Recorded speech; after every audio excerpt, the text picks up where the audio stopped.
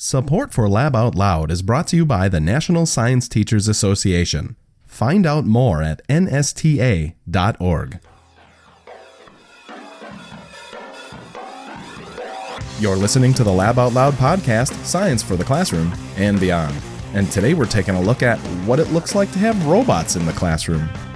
Now with a robot that has personality and emotion, is attractive, is affordable, and where the kids can program them using something as simple as Blockly and grow with them, then I think a lot of kids will get inspired to start interacting with an attractive, fun, manipulatable robot. And I think that will bring a lot of kids into science, technology, engineering, math. That's up next on Lab Out Loud, but first, I'm your co-host, Dale Basler. And I'm Brian Bartel. Actually, it's Cyber Monday, so some of you may have scored some sweet deals on some little robotic things on Black Friday and maybe today as well. The ones that I've used a lot and seen, and actually there's usually always deals at this time, is the Sphero. Yeah, you're going to be doing some Sphero artwork again, I see. Well, actually, I'm doing it tonight with our Board of Education. We worked with some art teachers to talk about how we can do Sphero painting. And it's really kind of fun because the Spheros are these, if any of you are familiar with it, it's a robot in like a shell, and it is waterproof. And so therefore it's paint proof too. And so we do a little lesson about talking about how Jackson Pollock might have created his art, and then we use the Sphero to kind of mimic that. And so it's a great kind of like just way to think about robotics as well. And you can just drive with it. You can draw and drive. You can also code and drive and make your artwork that way. Yeah. And, it's that coding part is a little bit of some of the engineering practices and things like that. And it's got a sensor package on it too. Yeah, you can drive it around and do things with like surface area and do some calculations of our area itself, and just it can measure speed and other things. So I mean, really, under the hood, this is a mobile platform for measurement. Mm-hmm. And today's guest is actually taking that a step farther. So if you want to go even farther with robotics, our guest today is here to tell us all about that. My name is Tim Enwall. I'm the head of Misty Robotics, and Misty Robotics makes a personal robot for students, teachers, and developers.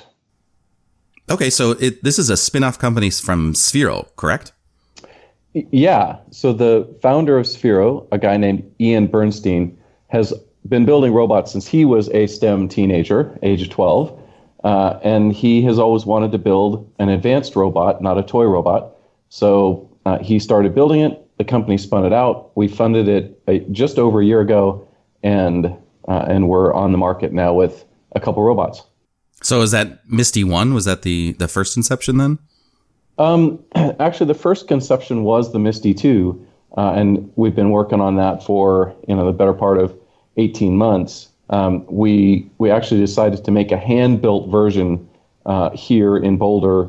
It takes us about one day to make one. We won't sell more than 100, and that's called the Misty I that we're selling now. Okay. Oh, I see. And what was your role again?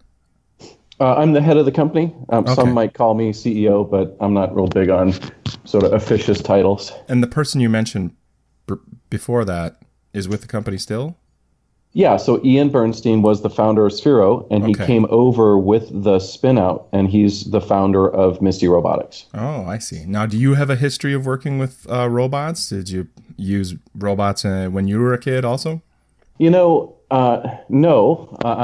I'm 20 years older than Ian, and so I used early computers, which we believe are identical from a stage perspective to robots. I've been in the robot market for about a year, year and 3 months, and have picked up a lot from Ian, but I certainly don't have 23 years of experience, and I haven't built a company that shipped 3 million robots, and you can count on 3 or 4 fingers the number of companies that have shipped 3 million robots. I always like Sphero because they could say they're rolling out their product. Well, even you got that spin-off piece there too. Well, I've heard that before, like the early computers in the 80s, that kind of time and the early internet, where it was just full of GIFs and things like that. Not that the internet was full of GIFs in the 80s, but those two early phases, I remember those. And people are saying that kind of atmosphere for computers and the early internet, that's where robotics are. That's what you're kind of alluding to, right?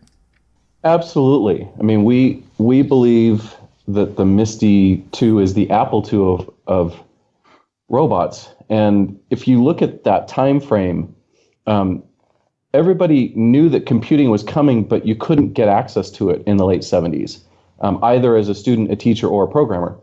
It was either too expensive and off limits, or you had to build your own computer. And along came Apple and Commodore and TI, Sure. and they delivered affordable, super easy to program computers. And today it's the same thing. If you're a student or teacher or a programmer and you're really into robots, you really can't get access to them because either they're too expensive, so there's no way you can, just go do whatever you want on the industrial robot, and you don't know how to build them. There's a very small number of people who are actually, able to or interested in building robots. And so we're coming along with a very affordable, very easy to program, very powerful robot for students and teachers and programmers. There was a time where people looked at computers. I'm sure, I can't remember, there was a famous quote that, no one's going to need a computer in their house. And now, of course, we carry them around in our pocket and all those kinds of things. So, but I have to say, I still kind of think the idea of us having a robot in our house seems alien to me right now. Like, I can have some empathy for those people that were looking at computers 30 years ago and going, no way. Yeah, it's easy to have that point of view. What we did is we stepped back and we said, okay, what are the types of people that one human has hired another human to do? So we know there's economic value. And, there's lots of those in the office space and in the home space. Yes, you often have to be a wealthier human, but, people have hired butlers and maids and nannies and nurses. And certainly lawn care people and security patrol people, and then we started looking at, okay, what are all the tasks that those roles do? Which ones of them require hands? Those are really expensive, and we can't produce those for a consumer price point yet. Which ones don't? And each of those roles has tasks that they do that don't require hands, and there are about 30-40% of the tasks as we built our lists, like, did grandma leave the oven on? Did she leave the stove on? Did she take her medicines? Yeah. Get the dog off the couch, play with the cat, nag the teenage kids to do their chores because you can see the living room isn't picked up, and don't turn the Wi-Fi on until it is. Go seek out the kids who are playing the Switch instead of doing their chores and disable the Wi-Fi. See, this is where the conversations go. People, once you start thinking about an independent being in your office or in your home and what it can do with its eyes, its ears, and its mouth, people just start inventing all kinds of things that are very useful. Greet the Comcast guy at the front door, assuming you've got an electric door lock, and watch them do their job and make sure that they leave, right? That's a useful thing. Or nag the kids until they get their homework done. That's a useful thing. Or, did I leave the backpack in the kitchen when I went to work today? Ask the robot, go check. Those are useful things. So you almost think of like smart home as part of the robot. Definitely, right? Smart butler. Butler. Yeah. I mean, the addition of eyes and the addition of independent motion, I think it adds a bunch of different dimensions to what people imagine smart home can be. And, we have these things from science fiction. You've got Jarvis from Iron Man, which is the ultimate smart home. And you've got C-3PO or Rosie from the Jetsons as the ultimate sort of projected forward robot. Both have their place. Can you get that robot to grade lab reports? I think you'd be onto something there. Well, okay, let's bring it back to the classroom, though, because we've been talking about using a robot like Misty in the home, but how do you see this impacting the classroom? That's a great question. I believe it will bring a lot more students into science, technology, engineering, and math. In the past, these subjects have been relatively dry, maybe not very entertaining, not very stimulating to a lot of kids. And now with a robot that has personality and emotion, is attractive, is affordable, and where the kids can program them using something as simple as Blockly, Google's version of Scratch, and grow with them, right? So we like to say, middle school to PhD, then I think a lot of kids will get inspired to start interacting with an attractive, fun, manipulatable robot. And I think that will bring a lot of kids into science, technology, engineering, math. Our robot is also hardware extensible. So it's got USB and serial on the back. We've made an Arduino backpack. The arms are interchangeable. You can 3D print some arms. So, there's not only software extension you can make your robot do whatever you want, but there's a lot of hardware extension to make it, do all kinds of fun things. Sure. Yeah, I see in the web page you have this highly expandable, and there's an icon of it looks like, of course, like a factory robot for assembly. Is that something you could attach? You can attach a lot of things. I mean, it's 6 pounds, so you can attach something on a trailer, so it could pull up, a pound or two. It's still diminutive, and so it's not going to be this big, scary, bulky, 50, 100-pound robot that can run over the average middle schooler. Also, behavior management. Yeah. Oh, hey, they have those in the parking lots. They have those robots. One got pushed into a lake, I guess. Yeah, exactly. I mean, and that's one of the things we wanted to go after was we wanted to design something that was very approachable, not scary, because a lot of people are scared by robots, including, physically when they're big. Sure. Well, describe it a little bit more, this being an audio podcast. You said 6 pounds. How tall is it? What does it look like for listeners who are probably listening to this in the car right now? Yeah, so it's 14 inches tall, so about a foot and a half. It comes in white or matte black. Okay. It's got a sort of Martian-looking head with a bubble visor, with a screen that has eyes behind it. It's got 2 arms. The arms are mostly for emotional expression. They don't have hands on the end of the arms, and those arms move 90 degrees up and down. It's built on a tank tread base, so it's got a larger base.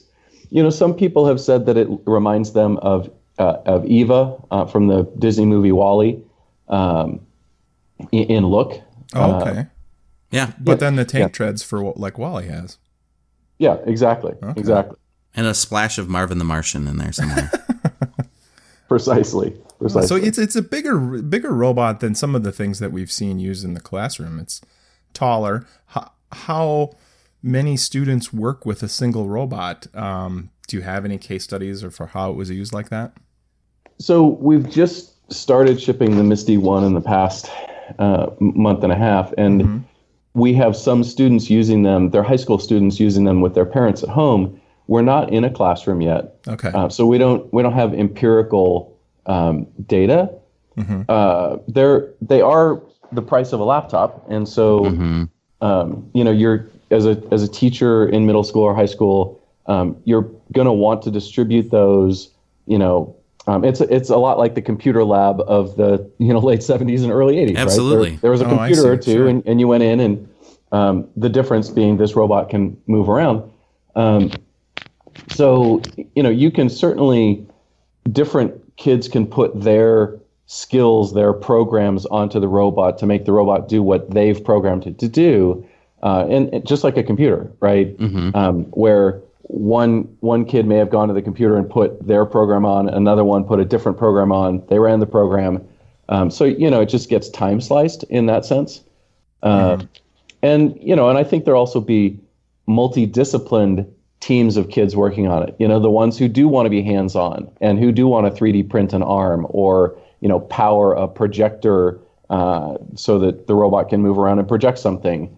And the ones who just want to, deal with the skill, or the ones who just want to deal with the personality and the, the emotional response of the robot. Okay. I could see, like, at the price point you have there, someone might make a decision and say, okay, well, I could get a classroom set of Spheros or one Misty, and then, making that, or even right. go further and say, hey, we'll go with the Ozobots. But, and of course, there's limitations when you go down to that level. There's only so much you can do.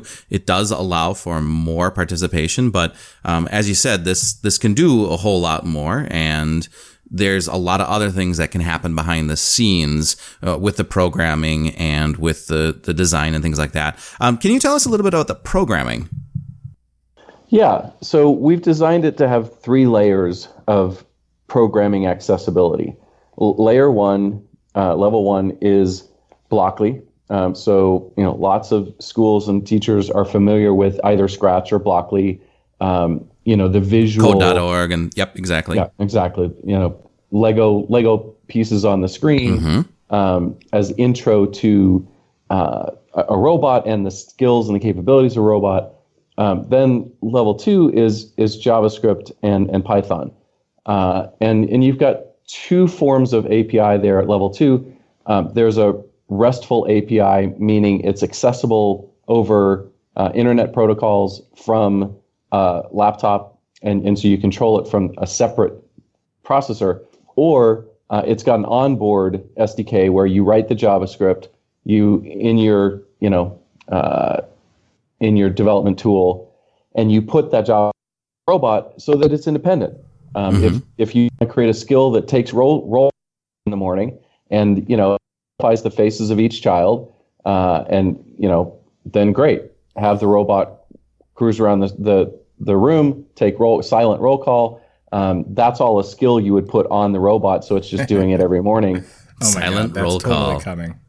Okay, wait. I have a few questions on that, but so you're saying this is Chromebook compatible, because we're seeing, especially in our area, a lot of schools going Chromebook compatibility, and so then it actually shunts them out of a few different opportunities for robotics because they don't have iPads, for instance. But this is Chromebook compatible.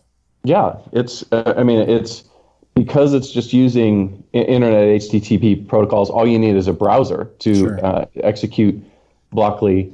If Chromebook has a JavaScript integrated development environment, then absolutely, right? You just need and JavaScript is the most popular language on the planet.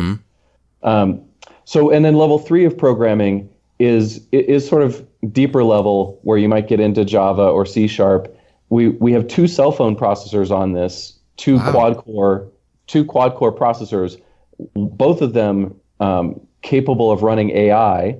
One of them actually is to do the face detection and face recognition. So it's running Qualcomm's optimized version of TensorFlow, and that's how we're recognizing faces that it has been trained to learn. And that AI engine will be accessible. So that's why we talk about going up to into PhD, because you can now start doing a bunch of your AI experiments on it. So where's that data stored then, if you were to do something like that visual roll call or the silent roll call? And can it plug into student information systems? So this is totally an automated process for the teacher. Great question. The data is on the robot, and it only goes into the cloud if the person developing the skill sends it into the cloud. So, if a teacher was to develop the skill to do the silent roll call, that teacher would make the decision of whether the data would integrate with, a broader system that's available, and whether it would transmit, information back and forth. And then, let's say that teacher loved that skill, perfected it. We have a skill sharing, economy, so that teacher could just publish it and say, hey, I think other teachers would like this. Other teachers would say, hey, look at that. A silent roll call skill just appeared in the store. I'm going to download that. Okay. Oh. So yeah, you have like some kind of commons where people can share what they've built. Do you see that becoming like a marketplace too, where people could actually sell the things they built? Absolutely. It's not a marketplace where we will take a tax like Apple does, or Google does. Teachers pay robots. Oh God. Exactly. So yeah, absolutely. I mean, our long-term vision is a robot in every home, in every office, in every school. And the only way to get there is with this sort of sharing economy where lots of inventors share the skills that they're making for the robot, and then people who don't write skills just look at this sharing world and say, oh my God, it's got 100 skills, and 50 of them are for the classroom, and 200 of them are for the home, and 500 of them are for the office. Mm-hmm. I want to go back to the Blockly, because you have a computer science background, correct? Yes. And I occasionally hear, I don't know, some scuttlebutt about Blockly, like some people who are in computer science kind of turn their nose at it, like this isn't really programming, or this isn't really going to get the amount of programmers we're going to need. Can you speak to that? Do you have any thoughts on that? I mean, have you seen that, first of all? I haven't seen that. I certainly can imagine it being said, because, there are all kinds of stripes of computer scientists. Yeah. I mean, that sort of sentiment to me misses the mark. I think that, we are facing a world where we're potentially lacking a lot of people in STEM. And so, to me, the main question is, okay, how do we get more kids into STEM? And it's got to be with things that are easy to use and attractive and fun, because that's where kids are at that stage. Okay. So, to me, it doesn't really matter. It doesn't really matter whether it sort of lays the foundation for your classically trained computer scientist, because P.S., there are probably 50 other roles within, STEM that don't require quote unquote computer science to be productive in the future, right? Mm-hmm. So, there's a lot of just branching off points into robots and into machine learning that, again, that don't require and won't require, really complicated computer science understanding. Mm-hmm. I think some of the criticisms coming from, certainly there has been a push for computer science for all in the last couple of years. Several initiatives, and some of the criticisms were that things like Blockly, where it's just a click and drag programming, is dumbing it down, dumbing their career, their area of study down. And then the second point was that if we really would create this many computer programmers, that it's going to bring the pay down. It's going to bring the status of that job down. And so those were the arguments for that. Well, as a business owner, I can't tell you how much I would like the pay of computer scientists to come down. There is such a monopoly in the labor market for computer scientists. It's ridiculous. I mean, when you have to pay a college student $80,000 to $100,000 as they graduate college for the job, that's a clear indicator there's too much demand and too little supply. And and like I said, there are a lot of jobs out here that don't require a computer science degree. In fact, we've got 2 women apprentices who are being very productive in our computing environment, building robots, who have no computer science background. Mm-hmm. And they apprenticed with a master programmer for 6 months, and now they're doing, early basic jobs in our environment to build a robot using software. Mm-hmm. So, yeah. I don't have a whole lot of patience for the... There's more room in the inn, is what you're saying. Yeah. I'd like to keep my monopoly. Okay, so I'm looking at what's on Misty II, and there's things, of course, like we've talked about with face detection, face recognition, a mic, for instance. Are there any other sensors? And I'm kind of thinking about this in terms of how could this be used in a science lab, for instance? Is there anything unique to that? There's definitely. So the most valuable sensor that Misty II has, and one of the things that makes it more expensive, is a 3D depth sensor. And this is coming from the world of AR/VR. the headsets where you're immersive into games. The company we're working with, this is the first robot that has a 3D depth sensor in it. And what that means for the robot itself is it gets to navigate its environment a lot more effectively. What that means for the student, teacher, or developer is I now have access to this very rich data stream about the environment, a 3D data stream. That sensor alone is 2 IR cameras, 1 fisheye camera, an inertial memory, inertial something unit, IMU, and that provides accelerometer and a couple other sensors. Is it inertial mass? It's no. Momentum, inertial momentum unit. That makes sense. And then on the base, it's got time of flight sensors, which reflect out into the front of it to make sure that it's not going to bump something that's 6 inches from it. It's got cliff sensors so it doesn't fall off stairs. It's got capacitive touch sensors on the head, so that when you touch it, it knows you're touching it, which is part of the how do I interact with it from a personality perspective, and or if somebody tries to pick the robot up by the head, it might start screaming because it doesn't want to be picked up. So a bunch of sensors, and because of the Arduino backpack, you can put any Arduino shield on. So sure. There are lots and lots of Arduino shields there to extend it with any other kind of sensor that you might want. Okay. I also see a text-to-speech option, and I'm thinking about this in terms of accessibility. Do you see Misty 2 as like a companion for students that might need a little extra assistance? We believe that's a prime area where inventors are going to invent. That whether it's the disabled, the autistic, the elderly, we definitely believe that with a robot that's independent and has a personality and is programmable, that yes, lots and lots of programmers will create skills for those communities. I think that's just a really ripe area for skills of this kind of robot. You talked about earlier robots with hands as suggesting that that's a difficult area. What are some of the really difficult areas right now in addition to hands? Yeah, I mean, legs and hands. Okay. Our robot doesn't go upstairs, for example. And those 2 areas are difficult.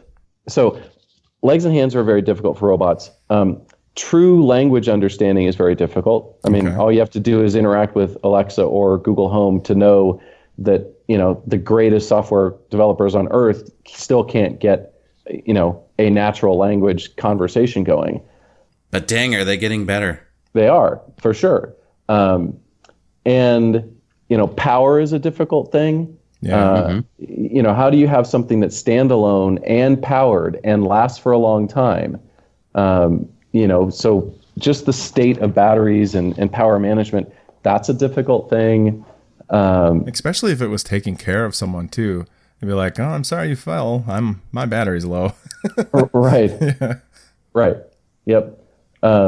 So those are 3 pretty big issues. And coming back to legs and hands, a lot of the issue there is with the price of motors, and they don't have the same exponential price curve that processors have, called Moore's law. And you don't have something like the Apple iPhone and the Google Android phones driving component costs down because you've got 100 million motors out there. So you've got both issues with just the physics of motors and with the economics of it that mean you can do arms and legs for robots, but it costs you $10,000 or $20,000. And so then, you're priced out of the home and the office and the school. Yeah. Where are you anticipating Misty 2 to go after? Right now people can buy Misty 2, correct? And that won't be shipped until December? Correct. And where do you go from there? So, mostly we really start listening. What what are the physical capabilities that teachers and students want? What are the physical capabilities that people deploying robots in their offices want? Do they want it? Do they need it to be 3 feet tall and 20 pounds for certain reasons?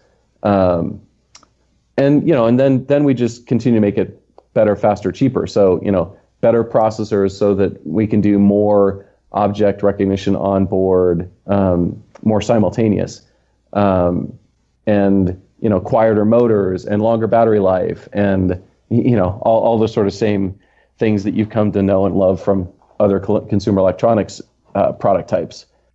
Sure. Is Misty an acronym? Where does the name come from? It's not an acronym. We're all about getting a robot ultimately in every office and home. To do that, it's got to be friendly and approachable. And so everything about our brand is geared around friendly and approachable. And so as we were inside Sphero brainstorming names for a robot, and lots and lots of names that we brainstormed. And it was just one that felt like it was just a really approachable, friendly name. And that's why we went with it. Sure. I know at one point you've had Misty packaged with a Sphero. You could buy them like in a deal there. And of course, being connected with Sphero, is there any kind of like tricks or capabilities that you might imbue Misty with to interact with Sphero? Like see a Sphero and play catch with Sphero. Well, in the future, Misty 4. Yeah. That's right. Yeah. We reserve the right to put all kinds of Easter eggs into the robot. Are you saying there are Easter eggs in the robot already? Oh yeah. That's always fun. It is. And you can imagine that Ian, as the founder of both companies, will have some fun kind of Easter eggs. Mm-hmm. So Misty in 5 Spheros does something magical, or something, like it's like synchronized swimming. Is Misty? I guess I could picture a teacher listening and saying, "Well, if I get this now, how long before I can't use Misty anymore? Misty 2 anymore? Is it upgradable to a degree, or what's that road ahead look like for Misty 2? The short answer is it's going to look like a lot of other classroom technology. Sure. Whether that's a laptop or computer before it. It's the software is going to be updated consistently. Even after we ship a Misty 3, we're going to have some lifespan of this software support for the Misty 2. So that's sort of thing one. And thing two is because of its hardware extensibility, you can pretty much always keep, removing arms and creating new arms and removing the USB and serial backpack and doing new things with USB and serial. Mm-hmm. So, I would say, this isn't a guarantee, but I would say that it's got a good 5-year lifespan. Okay. Sort of what people are doing with 3D printers, I think. They buy one and yes, there's a new one that comes out, but they can always kind of retool and redo things to their, especially because it is a developer device. Yeah, exactly. And, that's part of the fun. Like you see with those other products, batteries are going to get better. And so therefore the battery life is going to be better for Misty 3 versus Misty 2, and processors get better. So, the physics of it are a factor. So Misty 2 doesn't have one of those stickers on it that says if you open this up, you no. It says please break this. That's what you should put. Just put a sticker on that says please break the sticker. I think that was deemed illegal. I don't think you can do that anymore. Well, there's a great teardown video that Ian, founder, did that basically unscrews Misty and shows why we made it so easy to unscrew and get access to the motors and the battery compartment and all that, so that so that it is easy to get inside and not destroy it, but advance it, if you will. Sure. I'm glad to see it. You're on the second iteration here, of course, because I've probably purchased a half a Misty in Kickstarters that have now failed, and I can't use the content anymore. So just the fact that just in terms of cost right now, Yeah.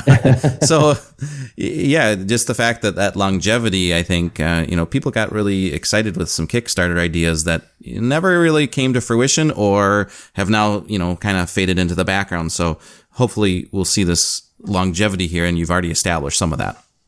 Yeah, I mean, we like to think that because we've built 3 million robots before, we know how to get something from concept to, a quality end product. And part of the value of Misty I is, they share the same electronics, they share the same software. So, we can be perfecting all of that, over the next 6 months as we drive towards perfecting the hardware of Misty II for December. Sure. All right. Tim, before we let you go, is there anything else you'd like the listeners to know? I think I just really want to come back to that conversation at the very beginning about the impact of robots on STEM education, and our firm belief that it's just going to open up STEM concepts to a lot more kids, because of where their imaginations can go with a robot that their imaginations can't go with a laptop. I think it's just so important and so valuable as a tool of creativity and a tool of inspiration. And I think that's really where learning starts to stick, is when kids get so, sort of wrapped up into an imagination or an inspiration that they keep running with it. And when you've got a robot that can do, essentially a million things of that kid's imagination, gosh, how that kid is just going to keep going and going and going and learning more and more advanced, sort of STEM concepts as they keep going. Mm-hmm. Sure. Well, thank you so much for your time, Tim. It's been a pleasure talking to you, and we're excited to see what you find Misty doing in the classroom. Yeah, just really, really excited to be introducing this product, and we've already had great response from teachers across the country. Mostly high school, some middle school, and definitely universities, who, their kids have topped out at Lego, and or TurtleBot's not a very exciting option. So, and I do want to remind your listeners that we do have educational discounts. So, we've got good discounts for, when you buy more than 3 robots. So if a school district, just contact us, and we've got some really nice discounts. Oh, perfect. Fantastic. All right. Yeah. Well, thanks much, Tim. All right. Thank you, guys. If you'd like to learn more about today's episode, head on over to our website, laboutloud.com, for more information. You can also find details about all the previous episodes, and you can leave us feedback and comments. We want to hear from you. If you enjoyed the show, make sure you've subscribed on iTunes, Google Play Music, or your favorite podcasting platform. And if you really enjoyed it, consider leaving us a rating or a review. Your feedback helps others find our show. If you like Lab Out Loud and you love the show that we provide for you, please consider supporting the show at our Patreon page. Head on over to patreon.com/laboutloud for more information. Until next time, I'm Dale Basler. And I'm Brian Bartel.